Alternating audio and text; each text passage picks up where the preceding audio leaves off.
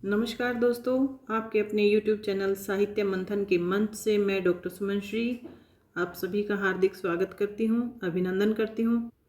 दोस्तों, आज हम UGC नेट में निर्धारित पाठ्यक्रम के यूनिट 5 यानी इकाई 5 के हिंदी कविता का आज एंग्री यंग मैन यानी धूमिल जी को हिंदी कविता का एंग्री यंग मैन कहा गया है और इनकी एक कविता है जिसका नाम है नक्सलवाड़ी। इसके विषय में विस्तार से चर्चा करेंगे। सबसे पहले हम कविता का वाचन करेंगे, फिर उसकी व्याख्या करेंगे और उसको अच्छे से समझेंगे। इससे पहले कि हम कविता को पढ़ना शुरू करें, सबसे पहले मैं आपको ये बताना चाहूँगी कि इस कविता से किस प्रकार से प्रश्न आपसे पूछे जा सकते हैं। एक तो आपसे कोई भी पंक्ति देकर ये कौन सी कविता की है ये पूछा जा सकता है, या फिर उसकी विषय वस्तु को आधार बनाकर भी आपसे प्रश्न पूछे जा सकते हैं। यानी कोई भी कविता जब हम पढ़ते हैं तो उसकी विषय वस्तु हमें पता होनी चाहिए कि वो किस विषय को लेकर लिखी गई है और उसमें किस विषय के ऊपर चर्चा की गई है, इसका हमें विस्तार से पता होना चाहिए। अगर विषय वस्तु को हमने अच्छे से समझ लिया है तो हम सभी प्रकार के प्रश्नों का उत्तर है वो आसानी से दे पाएंगे। इसलिए जब हम नक्सलवाड़ी कविता को पढ़ते हैं तो इसके अर्थ और इसकी जो पृष्ठभूमि है इससे हमें परिचित होना अत्यंत ही आवश्यक है कि इसकी पृष्ठभूमि कैसे तैयार हुई। तभी हम समझ पाएंगे कि इस घटना का इस कविता में वर्णन करने का उद्देश्य क्या था। तो चलिए नक्सलवाड़ी कविता के बारे में कुछ तथ्यों के बारे में जानकारी प्राप्त करें। और ये जो तथ्य जो मैं आपको अभी बता रही हूँ इनको आप अच्छे से अपनी नोटबुक में नोट कर लें कि सबसे पहले कि नक्सलवाड़ी यह नाम इस कविता का कवि का देने का उद्देश्य क्या था और ये किस घटना पर आधारित है, कब ये कविता लिखी गई और ये कौन से धूमिल के कौन से काव्य संग्रह से संकलित है, इसके बारे में हमें विस्तार से पता होना चाहिए। तो नक्सलवाड़ी जो कविता है वो 1967 ईस्वी में लिखी गई और एक आमुक पत्रिका नाम से एक पत्रिका थी, उसमें ये संकलित किया गया इसको, तथा धूमिल द्वारा, और इनके जो रचनाकार हैं वो कौन है, धूमिल। हमारा जो सिलेबस दिया हुआ है उसमें सिर्फ धूमिल लिखा हुआ है, लेकिन आपको ये छोटी छोटी बातें भी पता होनी चाहिए कि धूमिल जी का पूरा नाम क्या था। यानी उनका पूरा नाम था सुदामा पांडे धूमिल, ठीक है। और सुदामा पांडे धूमिल की जो काव्य संग्रह था उसका क्या नाम था, संसद से सड़क। उस काव्य संग्रह में यह जो कविता है वो संकलित है। और आपको ये भी पता होना चाहिए कि उनके संसद से सड़क जो काव्य संग्रह है उसमें कुल कितनी कविताएं हैं, यानी लगभग 25 कविताएं उसमें संकलित हैं। ये छोटी छोटी बातें भी आप सबको पता होनी चाहिए क्योंकि कई बार क्वेश्चन इतनी डीपली पूछ लिया जाता है और आप तो देख ही रहे हैं कि NTA है वो क्वेश्चन बहुत ही डीपली पूछ रहा है। तो इसलिए इन सब चीज़ों के बारे में आपको जानकारी होना अत्यंत आवश्यक है। अब इस कविता का जो नाम है वो नक्सलवाड़ी कवि ने क्यों लिखा, इसका भी कोई कारण रहा होगा। तो जैसे ही हम नक्सलवाड़ी कविता को देखते हैं तो नक्सलवाड़ी जो पश्चिम बंगाल में एक गांव यानी एक प्रांत का नाम था वहाँ पर, और वहीं से इसकी शुरुआत होती है। इसी कारण इसका नाम नक्सलवाड़ी कविता ही लिखा गया है क्योंकि वहाँ की जो पृष्ठभूमि है वो वहीं पर तैयार होती है। अब वो घटना क्या थी उसके बारे में भी थोड़ा सा जान लें। देखिए 1967 ईस्वी में चारुम मजूमदार एक व्यक्ति थे, ठीक है। चारुम मजूमदार नाम के एक व्यक्ति थे और उन्होंने वहाँ पर विद्रोह कर दिया था और वहीं से नक्सलवाड़ी एक आंदोलन शुरू हुआ था, ठीक है। और इस आंदोलन के शुरू होने के कारण भी आपको पता होना चाहिए कि क्यों ये विद्रोह हुआ। देखिए कई बार क्या होता है कि भारतीय जो भी किसान हैं, मजदूर हैं या श्रमिक हैं, उनकी जो दुर्दशा, यानी कोई ना कोई ऐसे कारण रहे होंगे, या तो किसी व्यक्ति के द्वारा उन्हें प्रताड़ित किया गया, या फिर इस जो कविता में सरकार की कुछ ऐसी नीतियां थी जिसके कारण किसानों, मजदूरों और श्रमिकों की जो दुर्दशा हो रही थी उसके प्रति सचेत करने के लिए कवि ने ये कविता रची है। और इसमें दिखाया गया है कि किसानों, मजदूरों, श्रमिकों की जो दुर्दशा हो रही थी उसका कारण सरकारी नीतियां हैं और वही इसके जिम्मेदार हैं। और आज़ादी के बाद, यानी भारत को आज़ाद हुए 20 साल हो चुके थे, है ना। तो आज़ादी के बाद भारत में जो आज भी निराशाजनक स्थिति देखकर धूमिल जी का जो मन है वो अत्यंत ही व्याकुल हो जाता है और वो अपनी इस कविता के माध्यम से इस चीज़ का बिल्कुल समर्थन करते हैं कि सरकारी नीतियां ही ऐसी रही हैं जिसके कारण आम जनता की ऐसी दुर्दशा हो रही है। वैसे तो इस समस्या की शुरुआत पश्चिम बंगाल से हुई थी, लेकिन हम देखते हैं कि प्रत्येक राज्य में किसी न किसी इलाके में इसका प्रभाव दिखाई पड़ता है। यानी प्रत्येक जगह ऐसी जो आम जनता की दुर्दशा है, किसानों की, मजदूरों की, श्रमिकों की, तो वो हमें प्रत्येक राज्य के किसी न किसी इलाके में दिखाई पड़ती है। और धूमिल जी को हिंदी कविताओं का एंग्री यंग मैन कहा गया है। ये इसीलिए नहीं कहा गया है दोस्तों, क्योंकि धूमिल जी की जो एक और कविता जो हमारे पाठ्यक्रम में लगी हुई है, संसद से सड़क, और एक वो संसद और रोटी, उसमें भी एक आदमी पकाता है, एक बनाता है, उगाता है। इस प्रकार से जब हम उस कविता को करेंगे तो उसको भी समझाएंगे। तो इनकी जो प्रकृति थी धूमिल जी की, वो कहीं ना कहीं मुक्तिबोध जी से मिलती है।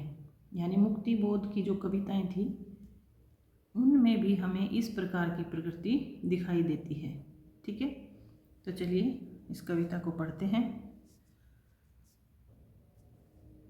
चलिए पाठन करते हैं। सहमति नहीं, यह समकालीन शब्द नहीं, इसे बालिगों के बीच चालू मत करो। जंगल से जिरह करने के बाद उसके साथियों ने उसे समझाया कि भूख का इलाज नींद के पास है, मगर इस बात से वह सहमत नहीं था। पहले इन्हीं पंक्तियों का अर्थ समझते हैं। ठीक है, यहाँ से लेकर यहाँ तक का सहमति। देखिए, सहमति के बाद 3 बिंदु लगे हुए हैं ऐसे। ठीक है, बिना कार्य मतलब कारण के बिना कोई भी कार्य नहीं होता है। ये जो बिंदु यहाँ पर लगाए गए हैं उनका भी एक अर्थ होता है। इसका क्या अर्थ होता है कि जो लेखक है ना, वो चाहता है जब पाठक इस कविता को पढ़े तो वो पाठक अनुमान लगाए कि आगे कवि क्या कहना चाहता है, इसलिए ये डॉट डॉट लगा रखे हैं। ठीक है, सहमति यानी किसी बात पर सहमति की चर्चा हो रही है। इससे पहले कि हम इस कविता की शुरुआत करें, सबसे पहले इसकी पृष्ठभूमि को हम समझ लें कि कैसे इसकी शुरुआत हुई और ये जो दृश्य है ये कहाँ का है और कौन कौन लोग यहाँ पर उपस्थित हैं। जब हम एक कहानी के रूप में इस कविता को समझेंगे तो हमें वो लंबे समय तक याद रहेगी। इस दृश्य में ये स्पष्ट होता है कि कवि है वो अपने साथियों के साथ बैठा हुआ है।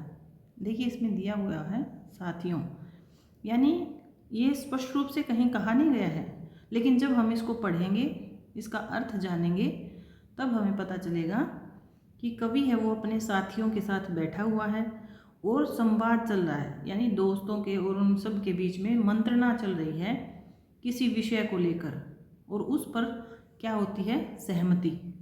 यानी उनके जो दोस्त होते हैं वो कवि को कहते हैं कि सहमति कर लो। यानी सहमति का मतलब है यहाँ पर कि समझौता कर लो, जो भी ये परिस्थितियाँ बनी हुई हैं इनके विरोध में कुछ मत कहो और जैसी भी परिस्थितियाँ हैं आप इन्हें स्वीकार कर लो। लेकिन जैसा कि आपको पता है कि धूमिल जी की प्रवृत्ति है वो ऐसी नहीं है। वो जो कोई भी अन्याय होता है तो उसका विरोध करते हैं, ठीक है। इसीलिए धूमिल जी को एंग्री यंग मैन की संज्ञा हिंदी कविता के एंग्री यंग मैन कहा गया है, ठीक है। कवि क्या कहते हैं कि सहमति नहीं, यह समकालीन शब्द नहीं है, इसे बालिकों के बीच चालू मत करो। अर्थात ये जो समय है, समकालीन का अर्थ होता है कि जो ये वर्तमान का समय है, यानी समकालीन अपने समय का कोई जो घटना है, यानी वर्तमान में जो घटनाएं हो रही हैं, ये समकालीन समय नहीं है। इस समय में आप ये सहमति जैसी बातें मत करो, यानी हमें जागरूक होना है। और इसके लिए हम अगर सहमति कर लेंगे तो फिर जो युवक हैं, बालिग है ना, जो नव युवक हैं, उनके बीच में ऐसे शब्दों का प्रयोग इस समय मत करो, क्योंकि बालिगों के बीच चालू मत करो। यानी ऐसे शब्द अगर आप वयस्कों के बीच में कह दोगे, जो वयस्क हैं वो, यानी वो उनके अंदर नया जोश है और वो परिवर्तन करना चाहते हैं, अगर आप उनको ये सब कह दोगे कि समझौता कर लो, परिस्थितियों के साथ समझौता कर लो, तो फिर ये उचित नहीं है। यही बात धूमिल जी ने इन पंक्तियों में कही है। आगे देखते हैं।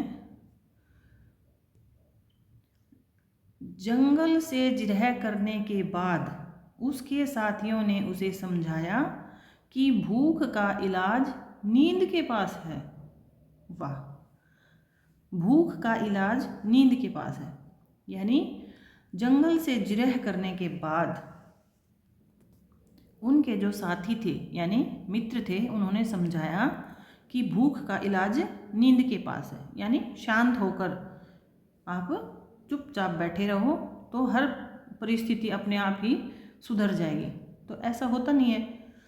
फिर क्या कहते हैं, मगर इस बात से वह सहमत नहीं था।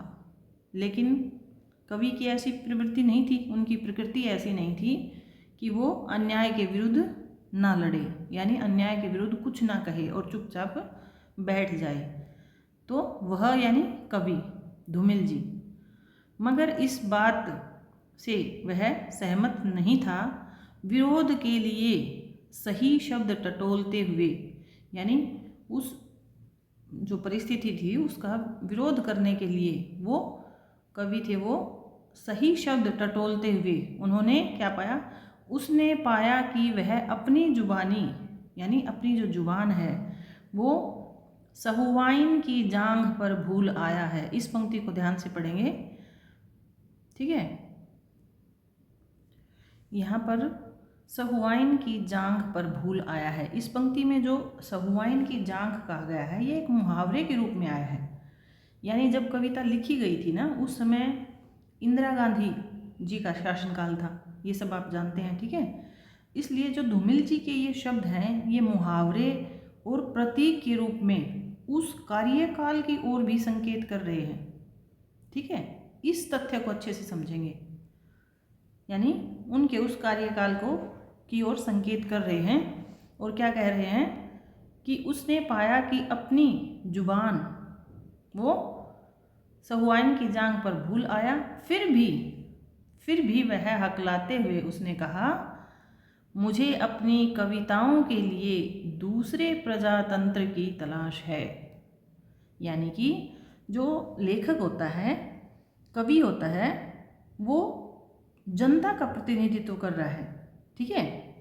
और इसलिए उसे केवल कविता लिखने के लिए ही नहीं, बल्कि वो चाहता है कि आम जनता को न्याय मिले, क्योंकि कवि है वो किसका प्रतिनिधि कर रहा है, जनता का। और वही इस कविता में कहते हैं कि मुझे अपनी कविता के लिए नहीं, बल्कि आम जनता के लिए दूसरे प्रजातंत्र की तलाश है। और फिर आगे कवि क्या कहते हैं कि यहाँ से पढ़ेंगे और यहाँ तक, ठीक है। सहसा तुम कहोगे और फिर एक दिन पेट के इशारे पर प्रजातंत्र से बाहर आकर वाजिब गुस्से के साथ अपने चेहरे से कूदोगे और अपने ही घूसे पर गिर पड़ोगे। देखिए, यानी कि कभी आज ही आवाज़ उठाने के लिए बोल रहे हैं। अगर आज आवाज़ नहीं उठाओगे ना तो आप गुस्से से भर जाओगे, धीरे धीरे गुस्से से भर जाओगे। और फिर क्या होगा कि आज एक दिन पेट के इशारे पर प्रजातंत्र से बाहर आकर एक दिन ऐसा आएगा कि आप इस प्रजातंत्र के इस चक्रव्यूह से जब बाहर आएंगे तो आपके अंदर गुस्सा होगा, क्योंकि जब गुस्से को दबाया जाता है ना तो और ज़्यादा हमारे सामने आता है। और आज तो हम समझौता कर लेंगे, लेकिन धीरे धीरे जैसे इस प्रजातंत्र से आप बाहर आओगे तो उस वाजिब गुस्से के साथ अपने चेहरे से कूदोगे और क्या होगा, और अपने ही गुस्से पर गिर पड़ोगे।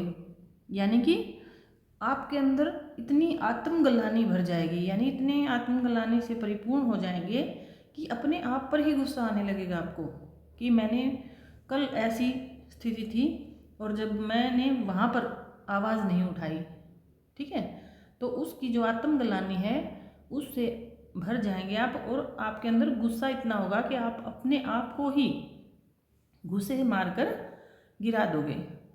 ठीक है, आगे देखते हैं। यहाँ से देखेंगे, क्या मैंने गलत कहा? आखिरकार इस खाली पेट के सिवा तुम्हारे पास वह कौन सी सुरक्षित जगह है जहाँ खड़े होकर तुम अपने दाहिने हाथ की साजिश के खिलाफ लड़ोगे। यहाँ पर मुख्य बिंदु ये है दाहिने हाथ। ये एक प्रतीक के रूप में हमारे सामने आया है। ये जो दाहिना हाथ है, ये जो हमारी दक्षिणपंथी जो सरकारें थी ना उनके लिए और एक नैतिकता का प्रतीक के रूप में हमारे सामने आया है। यानी इस कविता में धूमिल जी ने प्रतीकों का बहुत अच्छा प्रयोग किया है।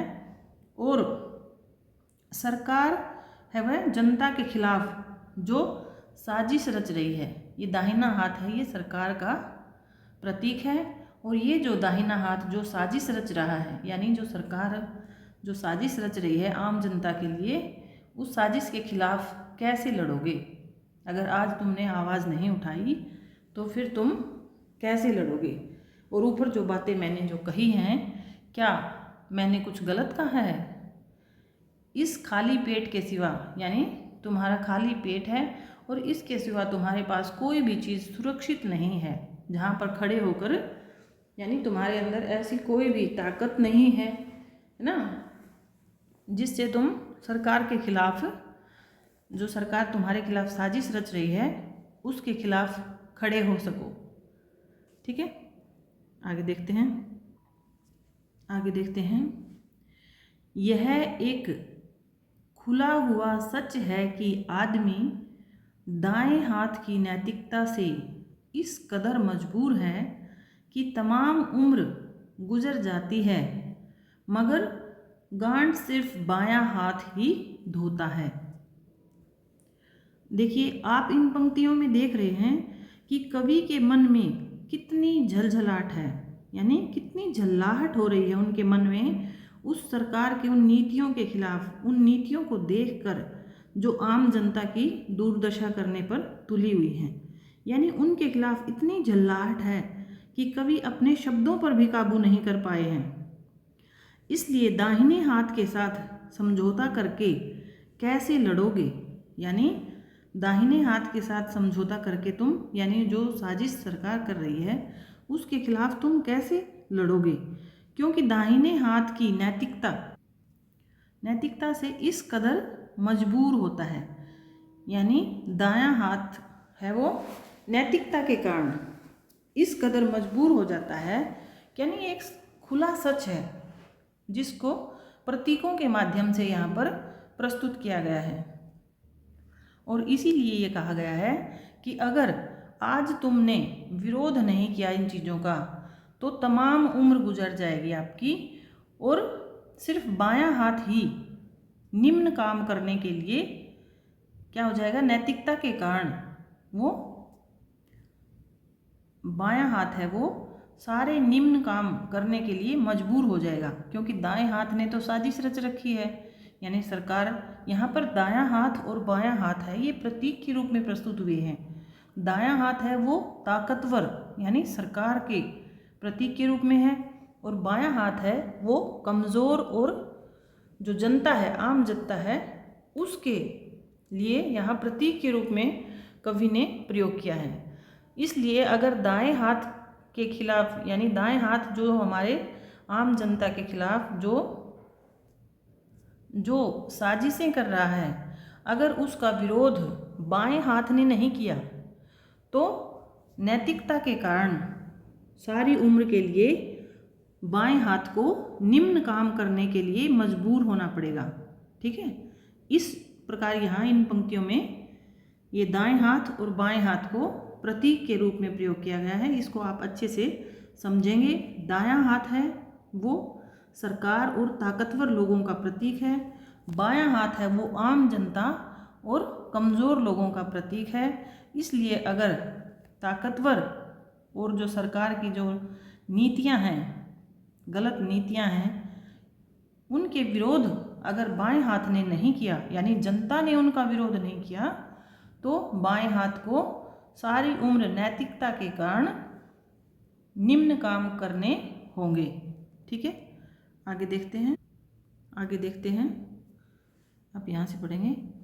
और अब तो हवा भी बुझ चुकी है और सारे इश्तिहार उतार दिए गए हैं, जिनमें कल आदमी अकाल था, वक्त के फालतू हिस्सों में छोड़ी गई पालतू कहानियाँ देश प्रेम के हिज्जे भूल चुकी हैं।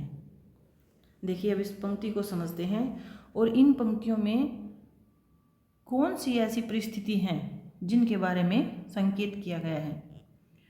और अब तो हवा भी बुझ चुकी है, यानी यहाँ पर अब चुनावों की ओर संकेत किया गया है। यानी जब चुनाव होते हैं तो कवि कहना चाहता है कि जब चुनाव होते हैं तो बैनर वगैरह लगाकर, ऐसे बैनर लगाते हैं ना कि गरीबी हटाओ, बेटी पढ़ाओ, बेटी बचाओ, ऐसे, है ना। तो जब चुनाव होते हैं तो ऐसे बैनर लगाए जाते हैं। जब चुनाव हो जाते हैं और सरकार बन जाती है तो वो बैनर हटा दिए जाते हैं।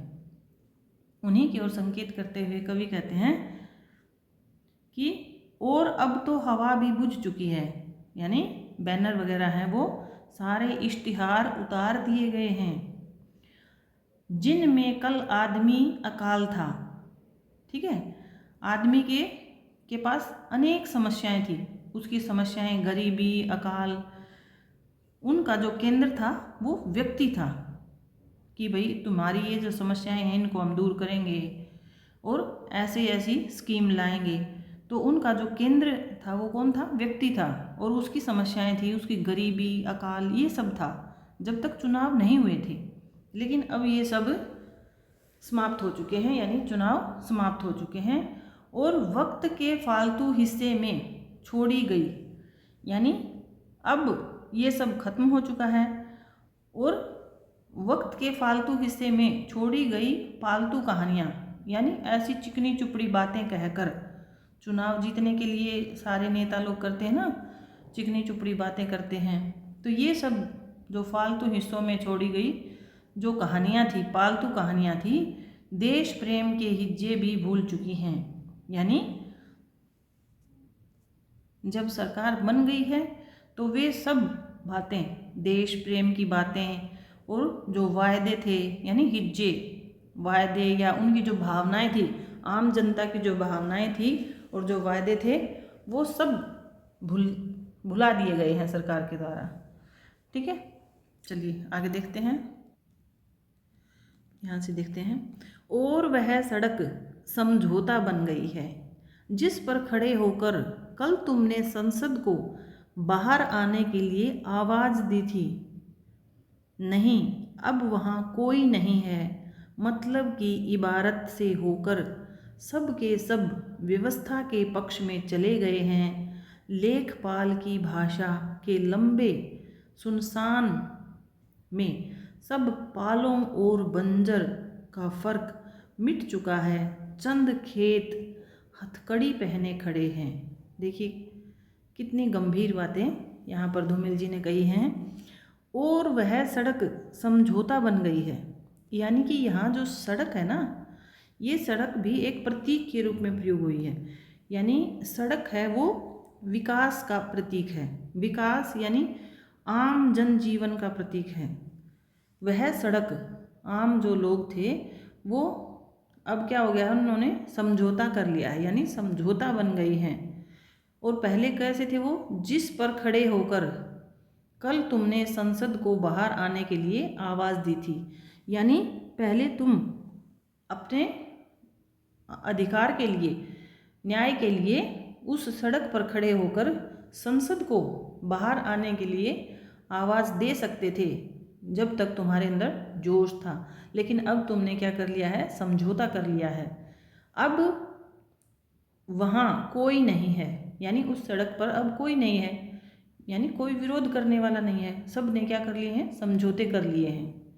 ठीक है, मतलब की इबारत से होकर, यानी सब ने अपने मतलब को सिद्ध करने के लिए, इबारत यानी हित, मतलब अपने हित के लिए,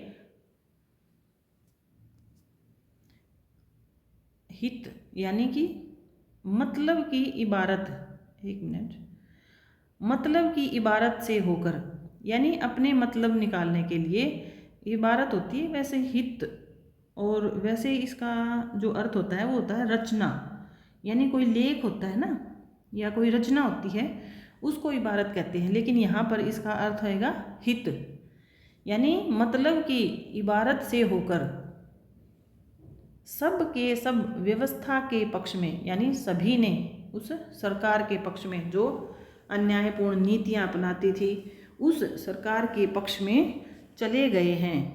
लेखपाल की भाषा, अब जो लेखपाल यानी बड़े अधिकारी से लेकर छोटे जो अधिकारी हैं, लेखपाल इत्यादि, वो भी उनमें शामिल हो गए हैं। भाषा के लंबे सुनसान में, यानी उनकी जो भाषा, यानी वो भी वही बोलते हैं जो सरकार बुलवाती है। ठीक है, जहाँ पालों और बंजर का फर्क, यानी पालों का अर्थ होता है, पालों का अर्थ होता है उत्पादन, यानी जो उत्पादन हो रहा था ना वो, यानी प्रोडक्शन, और बंजर का अर्थ होता है ऊसर भूमि, यानी बंजर भूमि जो उपजाऊ नहीं है। अब उत्पादन देने वाली और बंजर भूमि, इनमें कोई फर्क नहीं रह गया है। ठीक है, मिट चुका है, यानी उन सब का जो फर्क है, बंजर भूमि का और उपजाऊ भूमि का जो फर्क है। पालों का अर्थ होता है उत्पादन, उत्पादन करने वाली जो चीज़ें हैं, और जो बंजर हैं यानी छोटे और बड़े का अब कोई फर्क नहीं रह गया है, क्योंकि जनता ने भी सरकार के साथ समझौता कर लिया है। मिट चुका है, उनका जो फर्क है वो मिट चुका है। चंद खेत हैं वो हथकड़ी पहने खड़े हैं, यानी कुछ जो खेत हैं, खेत भी यहाँ पर प्रतीक के रूप में हैं, और ये जो खेत हैं ये आम जनता का प्रतीक हैं, यानी वो भी हथकड़ी पहने खड़े हैं, यानी मजबूर हैं।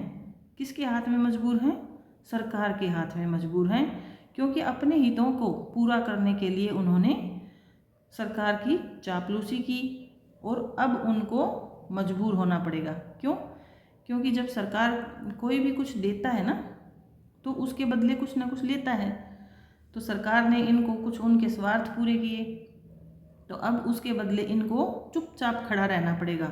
उसी की ओर संकेत यहाँ पर धूमिल जी ने किया है कि चंद खेत अब हथकड़ी पहने खड़े हैं, यानी वो अब विरोध नहीं कर सकते सरकार का। ठीक है,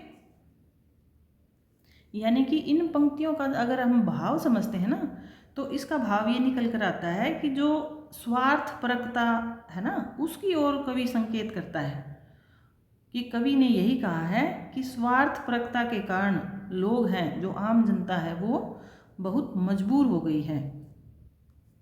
यानी सरकार अब इतनी ताकतवर हो गई है कि जो लेखपाल, यहाँ पढ़ा था ना हमने कि जो लेखपाल हैं वो उनकी भाषा है लंबे सुनसान में। लेखपाल यानी जो सिस्टम में जो बड़े अफसर हैं, सिस्टम को चलाने वाले लोग होते हैं ना, जो बड़े अफसर और छोटे जो लेखपाल होते हैं, उन सब का काम अब कौन करने लग गया है, सरकार करने लग गई है। इसलिए सब क्या है, मजबूर होकर खड़े हैं। अब इन सब की स्थिति का वर्णन करने के बाद कवि कहते हैं और विपक्ष में, एक मिनट यहाँ से देखेंगे, और विपक्ष में सिर्फ कविता है, और उनका विरोध करने वाली वो आम जनता है नहीं, तो विपक्ष में कौन आ गया? वह कविता, यानी धूमिल जी की कविता है वो सरकार के विपक्ष में है। और कौन विपक्ष में है? सिर्फ हज्जाम की खुली हुई किस्मत में एक उस्तरा चमक रहा है। यानी कि हज्जाम क्या होता है? नाई। नाई की खुली किस्मत में एक उस्तरा, उस्तरा यानी एक औजार जिससे हम बालों का मुंडन करते हैं, वो उसके विरोध में यानी विपक्ष में खड़े हैं। और कौन खड़ा है विपक्ष में? सिर्फ भंगी का एक झाड़ू हिल रहा है, नागरिकता का हक हलाल करती हुई। एक विपक्ष में कौन है? एक तो कवि की जो कविता है वो है, और एक हज्जाम यानी नाई का उस्तरा है, और एक और तीसरा है कौन? सिर्फ भंगी का एक झाड़ू हिल रहा है। देखिए इस पंक्ति में बहुत गहरी बात कही गई है। नागरिकता का हक हलाल करती हुई गंदगी के खिलाफ, यानी नागरिकता का हक हलाल करने वाली उस सरकार की, और यहाँ प्रतीकात्मक शब्दों का प्रयोग किया गया है, तो उसके खिलाफ, उस गंदगी के खिलाफ एक और कौन खड़ा है? भंगी का एक झाड़ू हिल रहा है। यानी भंगी है यहाँ पर निम्न समाज का प्रतीक है, और वो भी प्रयास कर रहा है किसके लिए? हक के लिए, और गंदगी के खिलाफ अपना हक प्राप्त करने के लिए वो भी संघर्ष कर रहा है। एक तो कवि की कविता संघर्ष कर रही है, विपक्ष में है उसके, एक हज्जाम का उस्तरा है, और एक भंगी की झाड़ू है। देखिए कई बार ऐसी इतनी गहराई से एनटीए क्वेश्चन पूछ लेता है कि उस जो सरकार है, सरकार की जो नीतियां हैं, उनके खिलाफ कौन कौन है, यानी उनके विपक्ष में कौन कौन है। और ये तीनों शब्द आपको देकर एक और अन्य शब्द दे देंगे, या फिर यूँ पूछ लेंगे कि कौन सा नहीं है। ठीक है, तो इन चीज़ों को अच्छे से याद रखेंगे। एक तो कवि की कविता विपक्ष में है, और एक हज्जाम का उस्तरा विपक्ष में है, और एक भंगी की झाड़ू विपक्ष में है। ठीक है, आप इनको बहुत ही अच्छे से नोट करेंगे, अच्छे से, और उसको याद भी रखेंगे। चलिए आगे देखते हैं, आगे देखते हैं। और तुम हो विपक्ष में, और विपक्ष में हो, क्यों हो विपक्ष में? बेकारी और नींद से परेशान। देखिए पीछे जो पंक्तियाँ आई थी ना, उनमें कहा था, जो उनके मित्र थे, जो दोस्त थे, उन्होंने क्या कहा था कि भूख का इलाज है वो नींद के पास है। लेकिन यहाँ पर तो बेरोज़गारी, और इतनी बेरोज़गारी फैली हुई है कि नींद से परेशान, यानी नींद ही नहीं आती, यानी नींद से भी परेशान है। और ये ऐसे लोग हैं ना, वो ही उसके विपक्ष में हैं। ठीक है, बेकारी और नींद से परेशान। आगे देखते हैं। और एक जंगल है, और एक जंगल है, मतदान के बाद खून में अंधेरा पछिटता हुआ, मगर क्या है?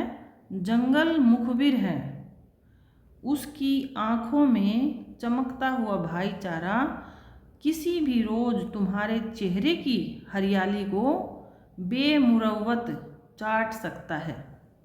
इसका अर्थ क्या कहना चाह रहे हैं कि मतदान के बाद खून में अंधेरा पछिटता हुआ, यानी मतदान के बाद कोई भी आम जनता को याद नहीं कर रहा है, और जंगल है वो क्या बन गया है?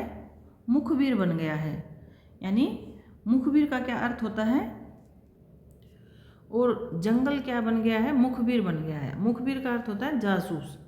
ठीक है, उसकी आंखों में चमकता हुआ भाईचारा, यानी कि जब तुम्हारा जो आंखों में चमकता हुआ भाईचारा है, यानी जब मतदान से पहले जो भाईचारे की जो अच्छी अच्छी बातें कही जा रही थी ना, बाद में वो जो क्या करेंगी?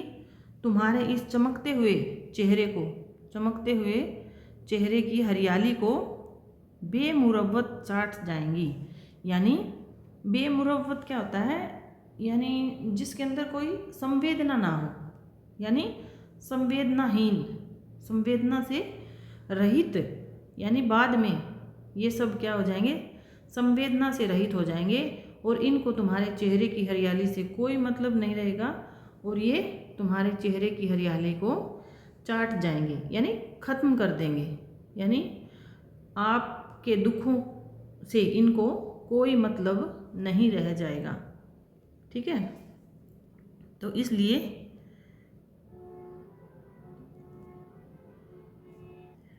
इसलिए जो धूमिल जी हैं वो क्या कह रहे हैं कि खबरदार, उसने तुम्हारे परिवार को नफरत के उस मुकाम पर ला खड़ा किया है कि कल तुम्हारा सबसे छोटा लड़का भी तुम्हारे पड़ोसी का गला अचानक अपनी स्लेट से काट सकता है। क्या मैंने गलत कहा? आखिरकार। ये हमारी लास्ट पंक्तियां हैं, इनको भी ध्यान से पढ़ेंगे। खबरदार, ये जो कवि धूमिल जी हैं ये सचेत कर रहे हैं जनता को कि ये सब घटनाएं हो चुकी हैं और उनको आपके दुखों से कोई मतलब नहीं है और आपकी खुशियों को वो ख़त्म कर देंगे। इसलिए आपको जागरूक होना चाहिए। इसलिए खबरदार, यानी होशियार हो जाओ। उसने तुम्हारे परिवार को नफरत के उस मुकाम पर ला खड़ा किया है, यानी कि अगर आप अभी उसके विपक्ष में सचेत नहीं हुए तो जो चिकनी चुपड़ी बातों से जो जनता को बेवकूफ़ बनाया जा रहा था, उस जनता को संबोधित करते हुए कवि कहते हैं कि आप सावधान हो जाओ, नहीं तो उसने, यानी उस सरकार ने क्या कर देना है, तुम्हारे परिवार को उस स्थान पर लाकर खड़ा कर देना है कि तुम्हारा सबसे छोटा बेटा, यानी देखिए यहाँ पर कवि ने सबसे छोटा बेटा ही क्यों कहा है? जो भी कोई गलत काम करे या फिर सबसे पहले तो बड़े बेटे को करना चाहिए। छोटा बेटा तो क्या होता है, अबोध है। लेकिन ये छोटा बेटा इसलिए कहा गया है, यानी छोटे से छोटा जो आपका बेटा है, यानी जो अबोध है अभी भी, वो लड़का भी, यहाँ पर कवि सबसे पहले छोटे वाले लड़के को इसीलिए लिया है क्योंकि जो कल इस सरकार से जो परेशान होकर आपका जो लड़का है छोटे वाला या जो भी है, वो नक्सलवाड़ी से जुड़ जाएगा, यानी उससे परेशान होगा तो वो कहीं ना कहीं उसके अंदर गुस्सा और बदले की भावना आएगी, तो वो नक्सलवाड़ी से जुड़ जाएगा। अगर वो नक्सलवाड़ी से जुड़ जाता है तो उससे आपके परिवार को की ऐसी स्थिति हो जाएगी। ठीक है, और वो क्या करेगा, फिर गुनाह करेगा, तो आपके जो पड़ोसी हैं उनके गले को भी अपनी स्लेट से काट सकता है। यानी ऐसी संभावना व्यक्त की जा रही है कवि के द्वारा कि आप पहले से ही सचेत हो जाओ, नहीं तो ऐसी ये जो अन्यायपूर्ण नीतियाँ चल रही है ना सरकार की, अगर इनको नहीं रोका गया और आपने इनके प्रति आवाज़, इनके खिलाफ आवाज़ नहीं उठाई, तो एक दिन हमारे परिवारों की स्थिति भी ऐसी हो जाएगी कि पड़ोसी के गले को हमारे बच्चे हैं वो भी स्लेट से काटने लग जाएंगे, यानी बहुत ज़्यादा आतंकवाद फैल जाएगा। ठीक है, आखिरकार देखिए यहाँ पर 2 बार आखिरकार कहकर कवि ने यहाँ पर जोर दिया है उस बात को, है ना। किसी भी वर्ड को हम जब 2 बार रिपीट कर रहे हैं तो यानी उस बात पर हम जोर दे रहे हैं कि अभी से आप सचेत हो जाओ और समझौता मत करो। ठीक है, तो यहाँ पर कवि ने जो सामाजिक, राजनीतिक और जो सांस्कृतिक पृष्ठभूमि है ना, उसका अच्छे से वर्णन किया है और इसको आप सबको समझना भी होगा। ठीक है, वैसे तो इस कहानी में जब हम पढ़ेंगे ना तो ये एक गद्यात्मक कहानी के, ये जो कविता है ना, इसमें ऐसे कोई डिफ़िकल्ट शब्द नहीं है, मुश्किल कोई भी शब्द नहीं है जिनको आप नहीं समझ पाएंगे। लेकिन अगर आपने उसके विषय को नहीं समझा कि उसका जो कविता लिखने का, कवि का जो कविता लिखने का उद्देश्य क्या था, वो क्या हमें समझाना चाह रहे हैं, अगर उसको विषय को नहीं समझा तो फिर इस कविता को पढ़ना आपके लिए ज़्यादा लाभकारी नहीं होगा। ठीक है, ठीक है। अंत में मैं आपसे यही कहना चाहती हूँ कि हम प्रत्येक दिन अपने सिलेबस में लगे हुए सभी टॉपिक्स में यूनिट 5 के एक एक रचनाकार को उठाकर उनके सभी जितनी भी कविताएं हैं उनका ऐसे ही वर्णन करेंगे और आपको उनके विषयों से संबंधित, यानी उस कविता में, किसी भी कविता में विषय क्या है उसको अच्छे से अपने दिमाग में बैठा लेना है। क्योंकि जो प्रश्न पूछे जाएंगे ना, एनटीए आपसे इतनी आसानी से ऊपर से प्रश्न नहीं पूछेगा। आपको उस कविता की गहराई को समझने की कोशिश करनी है, ताकि अगर आपने उसको अच्छे से समझ लिया तो आपको किसी भी विकल्प में दिए गए प्रश्नों को आप सोल्व कर पाओगे। ठीक है, तो मेरा बस यही उद्देश्य था। तो चलिए मिलते हैं नेक्स्ट वीडियो में, तब तक के लिए धन्यवाद। जय हिंद।